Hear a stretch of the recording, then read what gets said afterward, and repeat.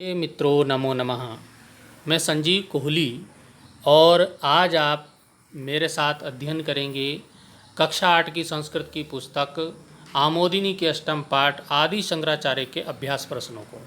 हम अपने पिछले वीडियो में आदि शंकराचार्य पाठ का हिंदी अनुवाद सहित अध्ययन कर चुके हैं और आज हम प्रश्न अभ्यास का अध्ययन करने जा रहे हैं। तो आइए प्रारंभ करते हैं प्रश्न अभ्यास को।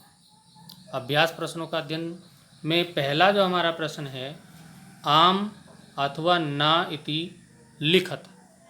आम होता है हाँ, ये दिया है, इसमें आम का मतलब है हाँ, और ना का मतलब ना या नहीं।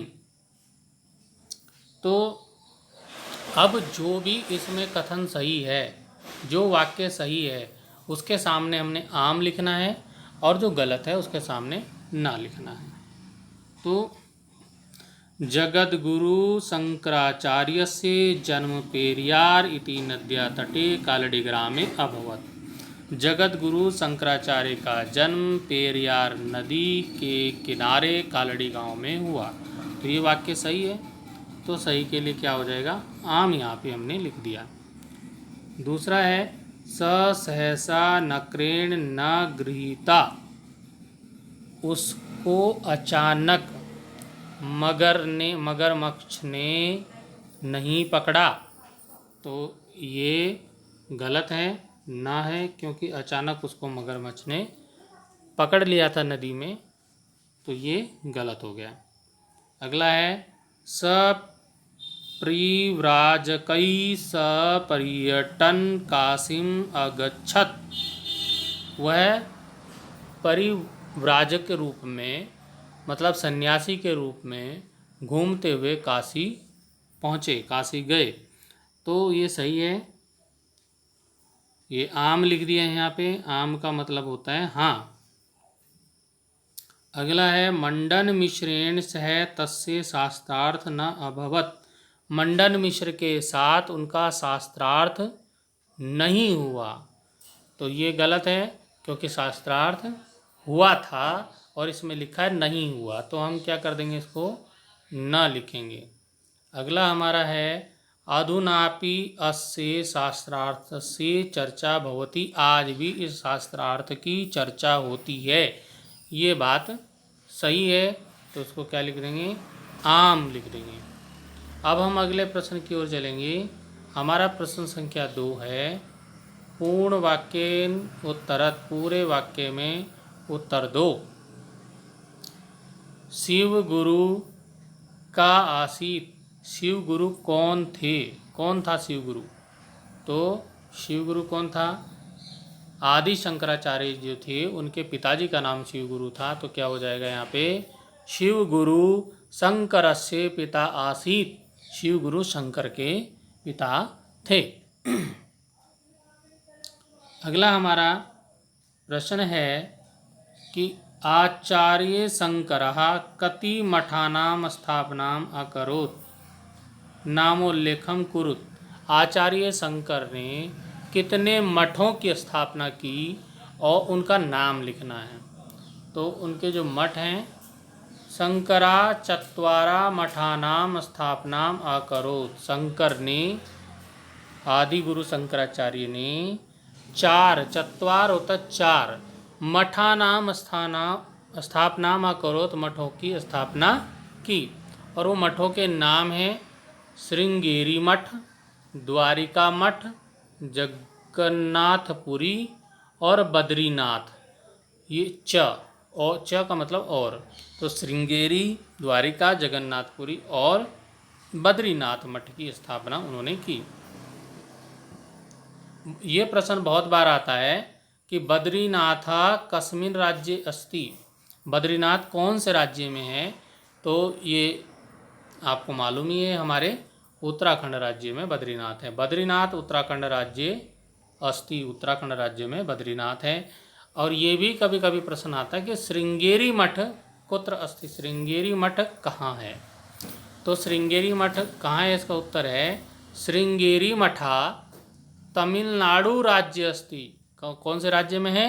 तमिलनाडु राज्य में है। हमारा प्रश्न संख्या 3 की ओर चलेंगे।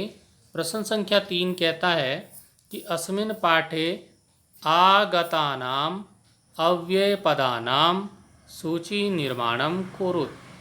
तो इस पाठ में आए हुए अव्यय पदों की सूची निर्माण करनी है, उनकी लिस्ट बनानी है।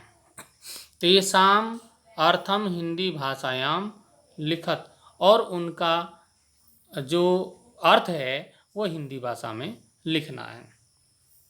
कहने का तात्पर्य ये है कि पाठ में आए हुए अव्यय पदों की सूची बनानी है और उनके अर्थ हिंदी में लिखने हैं। तो पाठ में जो आए हुए अव्यय पद, यहाँ पे जो अव्यय पद हैं वो है तत्र, जिसका मतलब होता है वहाँ, एव का अर्थ होता है ही, और सहसा का अर्थ होता है अचानक, अत्र का होता है यहाँ, बही होता है बाहर, तथापि होता है तब भी, और सह का मतलब होता है साथ, यदा का मतलब होता है जब, और तदा का होता है तब, ना का होता है नहीं। तो इस प्रकार ये अव्यय पद हैं संस्कृत के, और इनका हिंदी में अर्थ यहाँ पे हमने दिया। अगला प्रश्न संख्या 4 जो हमारा है, संधि विच्छेदम कृत्वा नामोल्लेखम कुरुत। संधि विच्छेद करके नाम का उल्लेख करना है, यानी कि संधि विच्छेद करना है, उनको 2 भागों में उनको करना है, विच्छेद करना है। तो हमारे पास शब्द है स्वानुमतिम। स्वानुमतिम, स्व जमा अनुमतिम, मतलब प्लस का निशान है, जमा मतलब प्लस का निशान। ये जो इसको जोड़ने का, जो योजक चिन्ह है, जोड़ने का काम कर रहा है, मतलब आपको प्लस कर दे रहा है। इसको और इसको जोड़ के ये स्वानुमतिम बना। अब क्या हुआ, बालको अयम, बालकः प्लस अयम, धन का निशान है अयम, बालकः और अयम से बालको अयम का निर्माण हुआ। अब यथेच्छसि, यथेच्छसि यथा और इच्छसि 2 शब्दों से मिलकर बना है यथेच्छसि, यथा इच्छसि जैसी आपकी इच्छा हो। तथापि, तथापि मतलब तब भी, तो तथा और अपि, तथा मतलब तब और अपि मतलब भी, तब भी, तथापि 2 शब्दों से मिलकर बना है तथा प्लस अपि। अब प्रश्न संख्या 5 की ओर हम चलें। प्रश्न संख्या जो 5 है हमारा, वो क्या कह रहा है? प्रश्न संख्या 5 कह रहा है कि रेखांकित शब्दानाम आधृत्य प्रश्न निर्माणम कुरुत। रेखांकित पदों के आधार पर प्रश्न का निर्माण करो। अब रेखांकित पद क्या हुआ? अभी हमारे पास वाक्य है, रेखांकित पद हुआ जिसके नीचे रेखा है, मतलब लाइन है, वो शब्द, ऐसा शब्द जिसके नीचे लाइन है। तो इसमें देखो मातरम, ये शब्द जो है इसके नीचे लाइन लगी हुई है। इसमें देखो नद्या, इसके नीचे लाइन लगी हुई है। स्त्रोत्राणी, इसके नीचे लाइन है। द्वात्रिंशे, इसके नीचे ये लाइन है, मतलब रेखा है, रेखा अंकित, रेखा अंकित, रेखा अंकित है, रेखा लगी हुई है उसके नीचे। तो इन शब्दों, जो ये रेखांकित शब्द हैं, इनके आधार पर हमें प्रश्न का निर्माण करना है, अर्थात इनके जगह पर हमें प्रश्नवाचक जो शब्द है उसको लिख करके हमको इसको प्रश्न बनाना है, क्वेश्चन बनाना है। तो मातरम दृष्टवा शंकरः अवदत्, माता को देखकर शंकर बोला, माता को देखकर शंकर बोला। अब इसमें हम इसका प्रश्न बना सकते हैं कि किसको देखकर, किसको देखकर शंकर बोला।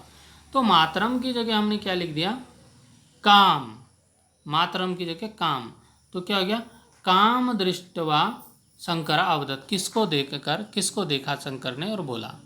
तो अब इस पे ध्यान देंगे कि हमने क्या किया, इस मातरम के स्थान पर हमने इसका का प्रयोग करा, बाकी हमने सेम बिल्कुल वैसा का वैसा ही इसके स्थान पर ये हमने लिखा, बाकी हमने दृष्टवा शंकर अवदत् और दृष्टवा शंकर अवदत् वो का बिल्कुल सेम उतार, बिल्कुल समान उसके हमने उतार दिया उसको। और एक चीज़ हमने और इसमें परिवर्तन की, परिवर्तन ये किया कि जब हम इसका प्रश्न बना दिया तो इसमें प्रश्न का चिन्ह भी लगा दिया, जो कि हमारे जो अब जो हमारा प्रश्न दिया था उसमें पूर्ण विराम था, लेकिन हम यहाँ क्या कर देंगे, प्रश्नवाचक चिन्ह लगाएंगे क्योंकि ये प्रश्न बन गया है। तो ऐसे ही हम आगे चलते हैं। एकदा बालको अयम नद्याम स्नातुम अगच्छत। एक दिन बालको अयम, यह बालक नद्याम, नदी में स्नान करने गया। तो एक दिन यह बालक, बालक कौन, शंकराचार्य जी, जब वो बालक थे वो नदी में स्नान करने गए। तो अब यहाँ पे ये शब्द, इसकी जगह पे हमने इसको कुछ शब्द प्रश्नवाचक शब्द लिखकर प्रश्न का निर्माण करना है। तो अब ये हुआ, एक दिन यह बालक स्नान करने नदी पर गया। तो हम इसको लिख सकते हैं कि कहाँ गया, एक दिन बालक स्नान करने कहाँ गया। तो कहाँ लिखने के लिए यहाँ पे हमने क्या लगाया, इसमें कुत्र, कुत्र मैंने कहाँ। तो एक, अब ये क्या बन गया, एकदा बालकोयम कुत्र स्नान तुम अगच्छत, और हाँ इसमें प्रश्नवाचक चिन्ह भी हमने लगा दिया। तो ये प्रश्न हमारा बन गया। इसी प्रकार से हम आगे चलते हैं। अस्य वीर रचितानि विविधानि स्तोत्राणि प्रसिद्धानि सन्ति। अस्य मतलब इनके द्वारा जो रची गई हैं विविध स्तोत्र, वो प्रसिद्ध हैं। किसके द्वारा, शंकराचार्य जी के द्वारा। तो अब यहाँ पे हमने क्या करना है कि इसकी जगह पे हमने स्तोत्राणि की जगह पर हमें शब्द प्रश्नवाचक लगाकर इसको प्रश्न बनाना है। तो हमने क्या किया, अस्य विरचितानि विविधानि प्रसिद्धानि। अब यहाँ पे स्तोत्राणि की जगह हमने क्या कर दिया, कानि हो गया। ये स्तोत्राणि की जगह हमने कर दिया कानि संति। अस्य विरचितानि विविधानि प्रसिद्धानि कानि संति। तो कानि स्तोत्राणि, तो और प्रश्नवाचक चिन्ह हमने यहाँ पे लगा दिया। अब हमारा जो अगला प्रश्न है वो है कि द्वात्रिंशे एव वयसि स नश्वर शरीरम अत्यजत। द्वात्रिंशे मैंने बताया, द्वा मतलब 2 और 3 से होता है 30, 2 और 30 हो गया 32, दोनों को जोड़ा तो 2 और 30 32, 32 एव ही वयसी होता आयु, उम्र, स नश्वर शरीरम अत्यजत। 32 वर्ष की उम्र में ही उन्होंने, आयु में ही उन्होंने क्या कर दिया, इस नश्वर शरीर को त्याग दिया। अब इसी में हमने, क्योंकि इसमें तो बता दिया 32 वर्ष, लेकिन हम प्रश्न बनाना चाहते हैं तो प्रश्न बनाएंगे कि कितने वर्ष। तो कितने के लिए हम लिखते हैं, कितना होता है कति वयसी सा नश्वर शरीरम अत्यजत। कितनी आयु में उन्होंने इस नश्वर शरीर को त्याग दिया, और प्रश्नवाचक चिन्ह अवश्य लगाएंगे, इसको नहीं भूलेंगे। तो इस प्रकार हमने इन प्रश्नोत्तरों का अध्ययन किया। अब इसमें एक जो है, आओ करके सीखें, ये हमने करके सीखना है। तो ये कैसे सीखना है, अब यहाँ पे देखिए प्रश्न संख्या 6, इसका भी हम अध्ययन कर लेते हैं। अधोलिखित क्रियापदई स्म योजित्वा भूतकालिक वाक्यानां निर्माणं कुरुत। मतलब नीचे दिए गए क्रियापदों में इसम जोड़कर उनसे भूतकालिक वाक्य बनाएं। ये नीचे जो पद दिए गए हैं उसमें इसम का प्रयोग करके, क्या किसका प्रयोग करना है, इसम का प्रयोग करना है। और इन सब में जो नीचे दिए करोति, पठति, लालयति, क्रीडति, निवसति, इनमें हमने इसम का प्रयोग करना है इन क्रियाओं में, और हमने वाक्य बनाने हैं भूतकाल के। अब ये भूतकाल के वाक्य बनाइए। तो ये देखिए, पहला है पितामह योगासनम करोति स्म। अब इसका अर्थ भी हो गया, देखो ये वाक्य भी बन गया और इसका अर्थ हो गया, दादाजी योगासन किया करते थे। तो थे मतलब भूतकाल हो गया। तो अब अगला हमारा है बालकः पाठं पठति स्म। बालक पाठ पढ़ता था, भूतकाल में चला गया। अगला है अम्बा बालकम लालयति स्म। अम्बा, अम्बा होता है माँ, बालकम बालक का, और लालयति हो लालन करना, पालन पोषण करना। तो माँ बालक का लालन करती थी। अगला हमारा वाक्य हो गया छात्र कंदुकेन क्रीडति स्म। छात्र कंदुकेन होता है गेंद से, क्रीडति खेलता, और स्म था, तो छात्र गेंद से खेलता था। अगला हमारा वाक्य हो गया मठे एका मुनि निवसति स्म। मठ में एक मुनि रहता था। तो इस प्रकार हमने जो जो ये शब्द दिए थे, ये करोति पठति, देखो इसमें करोति आ गया, इसमें पठति आ गया, इसमें लालयति आ गया, इसमें क्रीडति आ गया, ये निवसति आ गया। तो ये जो जो शब्द ये दिए थे, इन्हीं से वाक्य का निर्माण करके भूतकालिक क्रिया का हमने वाक्यों का निर्माण यहाँ पे कर दिया। तो इस प्रकार हमने आज अपने इस वीडियो में हमारा जो आदि शंकराचार्य पाठ के अभ्यास प्रश्नों का हमने अध्ययन कर दिया है। अगले वीडियो में हम अगले पाठ का अध्ययन करेंगे। तब तक के लिए संजीव कोहली को सादर